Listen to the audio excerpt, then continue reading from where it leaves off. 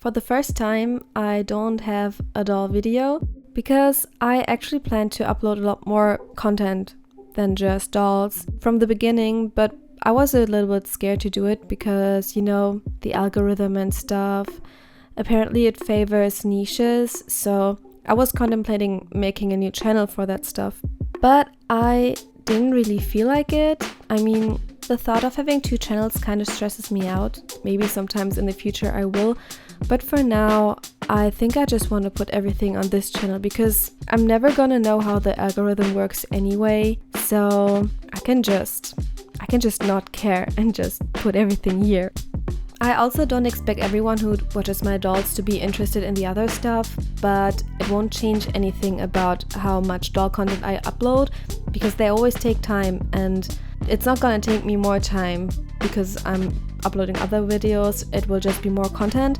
So if it's not for you, then you can just skip them, and I hope you stick around because I will upload just as much and in the same amount of time of the doll or the crafting content.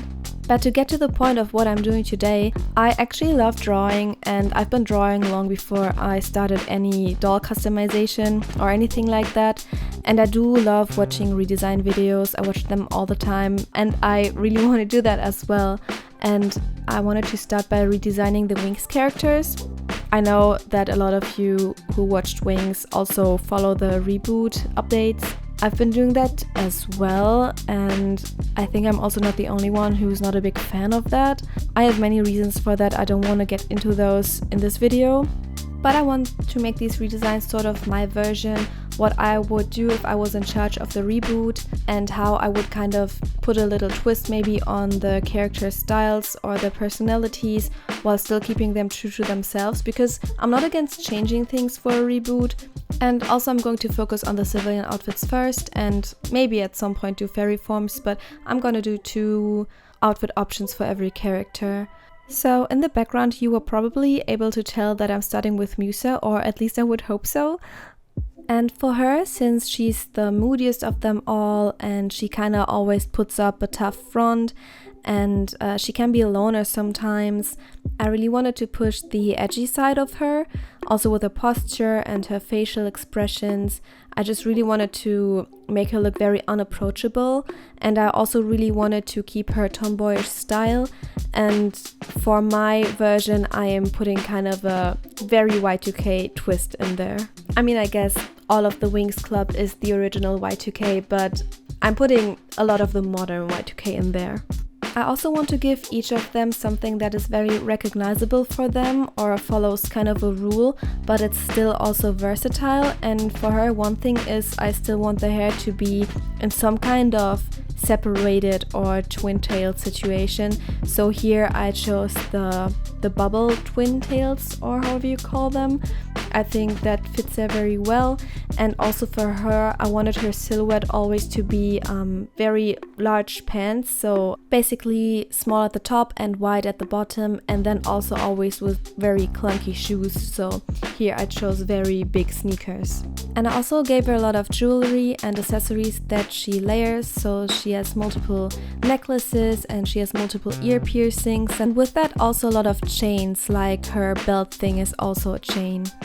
I did use a lot of stars on her. I thought about saving them for Stella, but I think it fits her more, and it also fits the Y2K vibe, and also she is a star in a music sense, right? So I thought it was cool to use for her.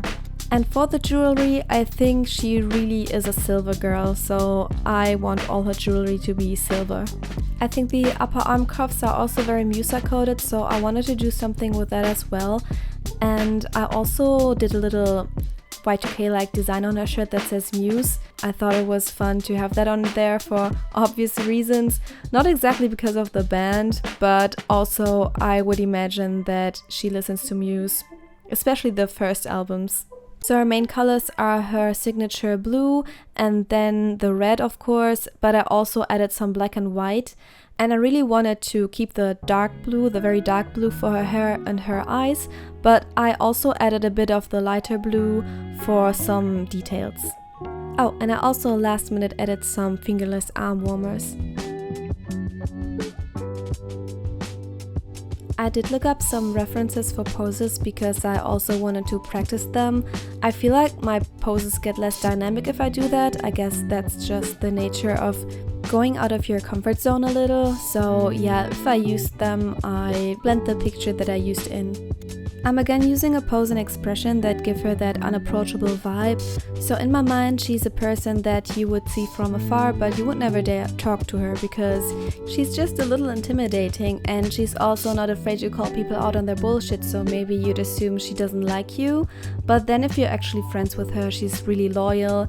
The OG Musa is also very emotional under her shell, so yeah, I would basically just push her moodiness and edginess a little more.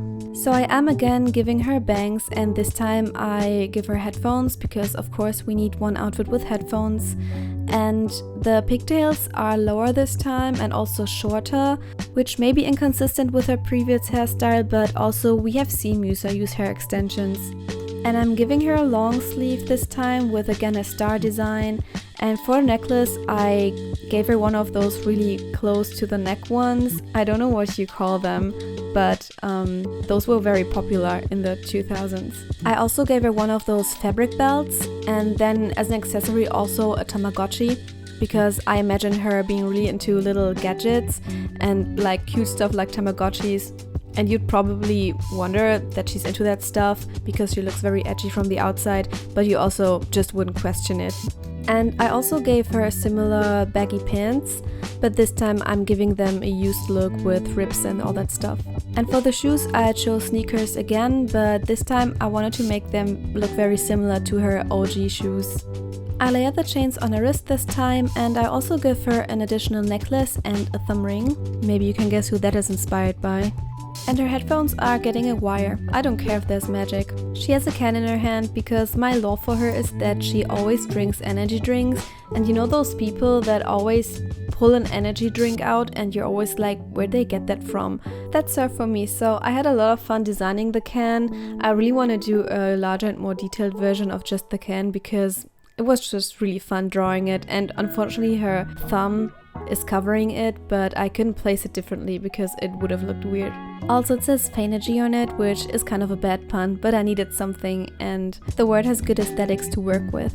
And you can see that I again added her color scheme with the darker blue, the red, the white and also the black, and the pants this time are going to have a little bit of a different color because I wanted the more greenish wash and also add to that more used look.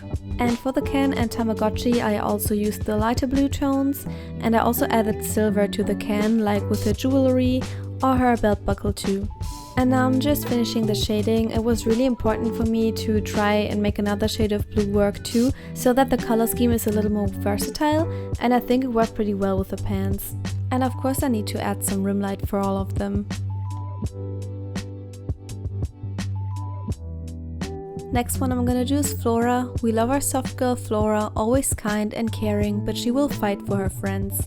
She is the perfect princess, although ironically she's one of the non-princesses.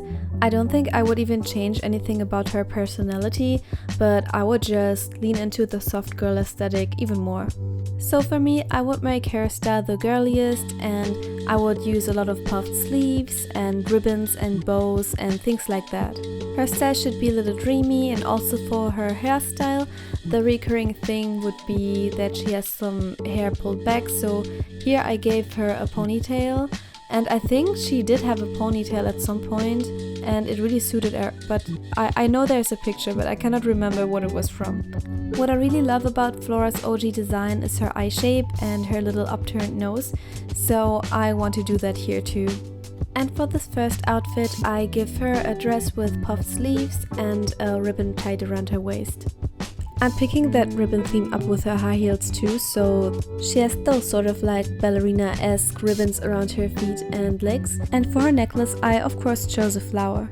I also think Flora's bangs shape is very iconic for her, so it goes down a bit and then opens up a little at the bottom, so I really want to incorporate that shape always in her designs. And same as on her back, I also give her a bow in her ponytail. And I think every Flora design should include hoops, so I'm giving her that on her wrists and as earrings. So for her color scheme, I used this rosy pink as an undertone, and I compared her skin color with Musa's while I was drawing it. Musa's skin tone is pretty pale, so I could sort of use that as a reference to find a good color match for Flora's tan skin. I absolutely love her light brown hair with the blonde streaks in the front, so I didn't want to change anything about that. I just think it's really iconic. I want her main colors to be pink and green again, so I'm painting the dress a similar color as I already had with the undertone. And then all the details, so pretty much all the ribbons, are going to have this nice light green color. You will see me play with the colors a little more. I tend to lean into very gray tones, so I try to make it a little brighter. I want to keep her eyes green, and also I think her jewelry color is definitely gold, but I also added some green and pink ones. When I added the highlights, I also put some on her lips because I think she would definitely be the girl to wear lip gloss. For the second outfit, I thought about giving her another dress or a skirt and top combo, but I thought that was pretty similar to the first one. And the reason I did 2 outfits for each of them is because I wanted to show that their styles can be very versatile but still feel true to themselves. In the OG Winx series we had a lot of outfit changes, and that would be something that I would definitely keep for a reboot. So while contemplating how another outfit for her could look, I thought about Marzia, and I think Marzia is just so Flora coded, and also her outfits are, so I looked at a bunch of pictures of her and took her as 100% inspiration for the second Flora design. I really like the idea of giving her pants too, because the first thing that comes to mind for a girly character is dresses and skirts, but I really want to have a style with pants that is still very girly. So I'm giving her a cropped sweater, and again this sweater has puffed sleeves, and that is also a little bit of a signature thing I want for her. Her OG outfit also has puffed sleeves, and I really like when there's little references in reboots. Her pants are these 3/4 pants. I'm not sure if you say that in English as well, but they're a bit on the shorter side, and then she's wearing Mary Jane's and also white socks. And I did also give her a belt. I then also had the idea to put a flower pattern on her back pockets. She also had the flower necklace in the first design, so I like to sprinkle some flowers in here and there. Like I said, she's going to again have a pulled back hairstyle, but this time I leave the rest of the hair open. I incorporate the ribbons again by making 2 small bows that are on the sides of her head. And I still, like I said, use the iconic bangs shape, just with the front pieces that are not in her hairstyle. And as an homage to her iconic strawberry skirt, I want to put the strawberry pattern on the sweater this time. I'm pretty much just copying these strawberries to create the pattern, except where they get very distorted. For the second outfit, it's always much easier to do the coloring because I just picked them from my first drawing. So here's the same thing with the skin tone and the hair color, and for the pants I'm choosing a light blue color.